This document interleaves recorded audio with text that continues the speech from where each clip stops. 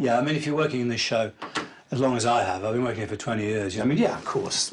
I mean, Jack, I understood Jack, you know, way back. I got it, you know, top toe width T-shirt.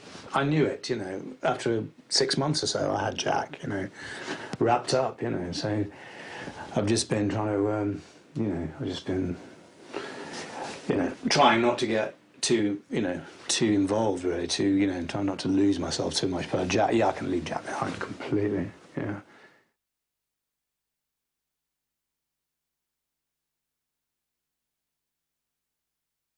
During the final days of filming on ITV1's BAFTA-winning drama The Bill, I was privileged enough to spend some time with the man behind Superintendent Jack Meadows, actor Simon Rouse.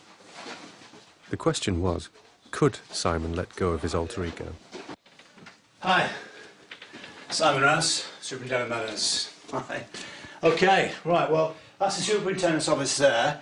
This is, this used to be my office when I was a DCI. Spent about 19 years in here, so I know this room inside out. As, when they first chose this room, they actually only had one window in here, which I said, no, it's, you know, ludicrous. You need 2 windows, you know what I mean? Because we spent a lot of time in here, you know, it's another window to look out of. I remember when Trudy Goodwin was made, her character, June Ackland, was promoted to sergeant, you know. I remember coming in one morning and seeing Trudy and saying, well done, sergeant. Like it was real, you know. And it was only when I was walking away I thought, she's not really been made a sergeant, it's only Trudy, it's the actress, Trudy. It's not June Ackland for real, Simon, okay? Go and buy yourself a coffee, sit down, you know. Just relax, it's all right. I think one of the best decisions he ever made was actually making me superintendent. Now, you know, a lot of that, you know, I'm not sure about myself, but for the show, good decision. If I'd have been a producer, I'd have made the same decision. And what of his predecessors in the role? They've been very unlucky with the superintendents, you know, because I've been, you know, obviously I've worked with them all. I mean, the first guy they had when I first joined the show was a complete blancmange, you know, God, it was like, you know, every scene you did with him, it was like he was digesting a huge meal, you know, it's like, oh God. You'd go in and the scene would just go, anyway. The guy after that was, he was probably the vainest actor in Equity. Guy playing the superintendent, he wouldn't wear a hat. He wouldn't wear a hat. You're playing, excuse me, you're playing superintendent? You don't wear a hat because it doesn't look good? I mean, you know, come on. Hello? Superintendents wear hats, you know. Fuck. Anyway, he eventually shot himself. And I'll be honest with you, he fell off that cupboard over there. After he shot himself, and I thought, quietly to myself, you know, I thought, fucking Christ, he's gone. It's just one part, isn't it, you know? I mean, in fact, I've been doing it for so long, I mean, you know, it hasn't taken over, thank God, you know. I mean, I don't get obsessed by it. Well, I suppose I do a little bit. I took over, and this desk, you'll notice, is a big desk, right? It's actually the biggest desk that they've had in here for any of the superintendents, and the reason for that is quite simply they got a bigger actor, you know. A lot more energy, a lot more gravitas. That's what they got when they cast me. It's the truth. That probably sounds terribly arrogant, but it is the truth, you know. And I don't mind wearing a hat. Okay. I brought sex to this office. This you'll find interesting. So I should think. Excuse me, Joe. How many episodes have I done? How many episodes have you done? Yeah. Well, I have a list here, Simon. Yeah. Since 1989, you have done a total of 877 episodes. So you are ranking in the top of all the regular cast still here, and in fact you've come third in the overall longest serving character. But Graham and Trudy were here for a good few years before me. Yes, so 83 and 84. So what that means is I have probably done more than anybody, really. I mean, it's got to mean that, hasn't it? I mean, relatively speaking, I've done more than anybody. So I'd say. No, it's true, isn't it, really? If you think about it like that. So it's what, 900 episodes? 877. 900 episodes, yeah. I mean, let's not split hairs, you know. 900 episodes. 900 episodes, eh? What does it add up to? 900.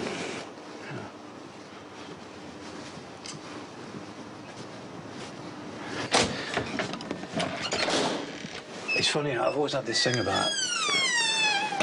Well, it's all right now, I'm a lot better now, but I used to find opening doors really difficult, you know, when we were doing scenes. I'm fine if there's no door there, you know, I can do it, you know what I mean? Absolutely no problem at all. But then suddenly you've got a real door and it's like, it throws you, you know, because it's not the door you were opening, you know what I mean? In fact, that's been one of the most interesting parts of this job, is actually knowing when to suggest that maybe something could be better to the editors or the producers, you know. You've got to time it so well, you know, because sometimes you might have something you'd like to change and you just know that it's not a good time to mention anything, you know. He was determined to see series producer Tim Key with a burning script issue that he had. Right. Okay.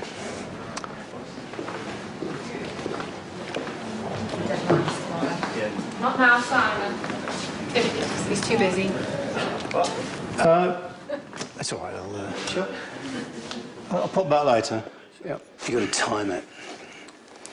And, you know, otherwise it's, oh God, he's here again, you know. And when people talk to you as well, sometimes if you've been playing Meadows, if you've been really busy and people come up to you and they talk to you and they don't kind of they're not kind of referring to you like you're a superintendent, you know what I mean? You think, you know, cheeky bastard. Rusty, they're ready for your makeup in 5 minutes, yeah?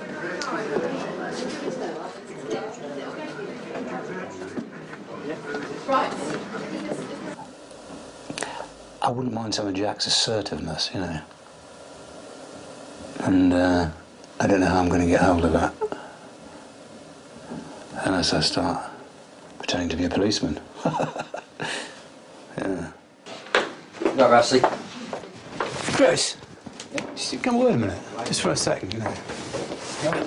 Look, do you mind if you call me Simon?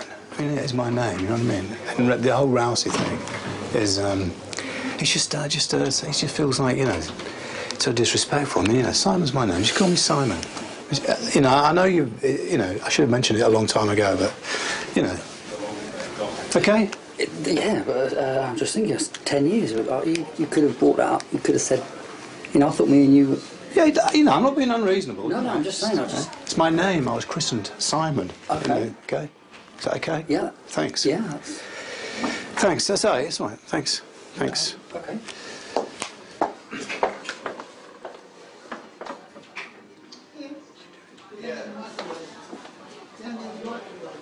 On set now, Rousey. I wear this at home sometimes. I'm at home. Uniform.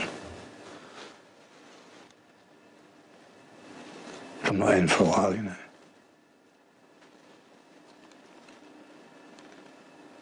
I sit in front of a... got a full-length mirror in the dining room. Sit in front of it just for, you know, 10 minutes or so. And then get changed.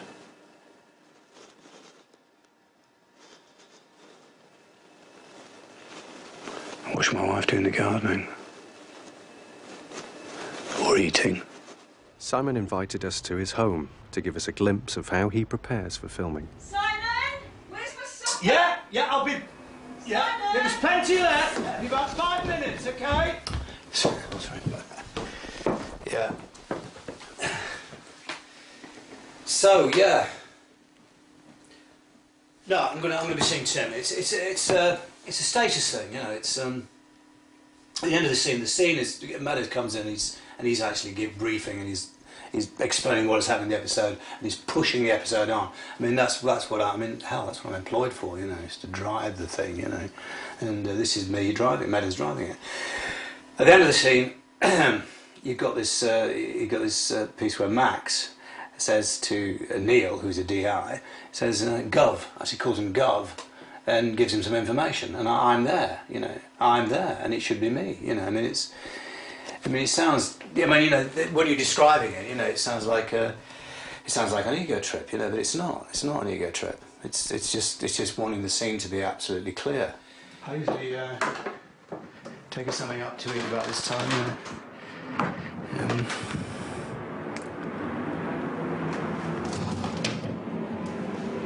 God, she's eaten.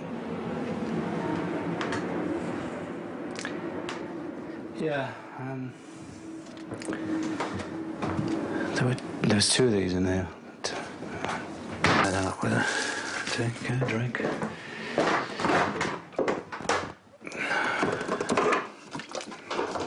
Oh, I think that's about. Oh no, some bread. Bread. She probably wants some. There was an apple pie there, you know. It was there this morning. Fucking huge apple pie. God. Okay. Simon! Yes! Yes! Yes! Come in! Simon! Yes, I'm coming, you greedy! I fought the law and the law won.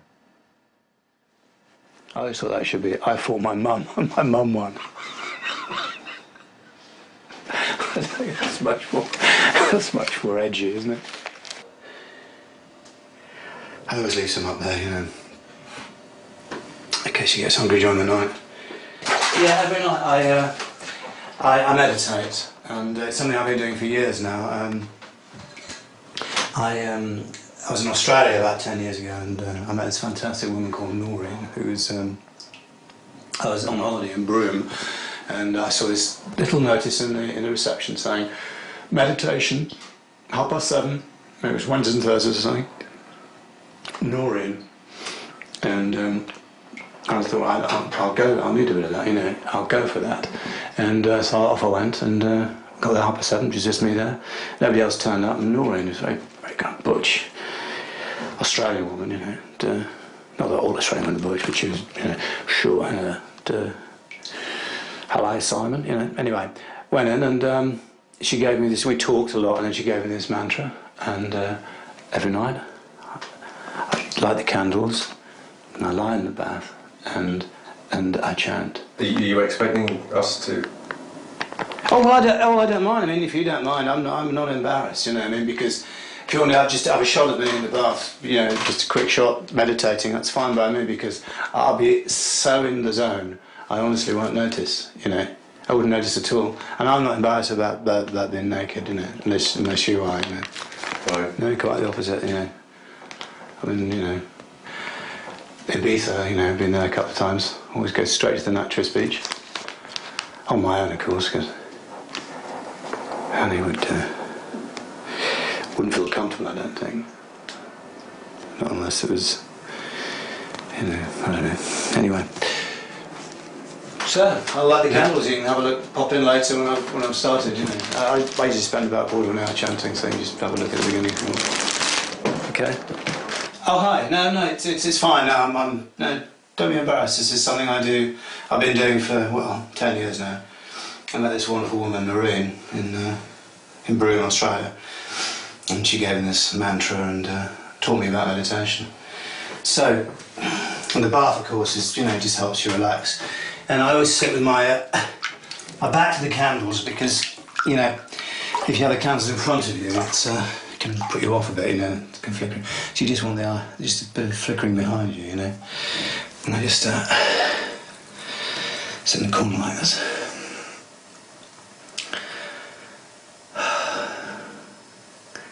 And I'll start with a bit of humming and breathing.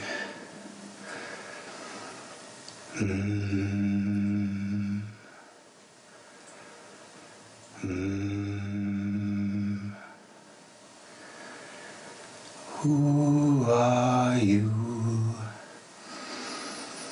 Who are you? Who are you?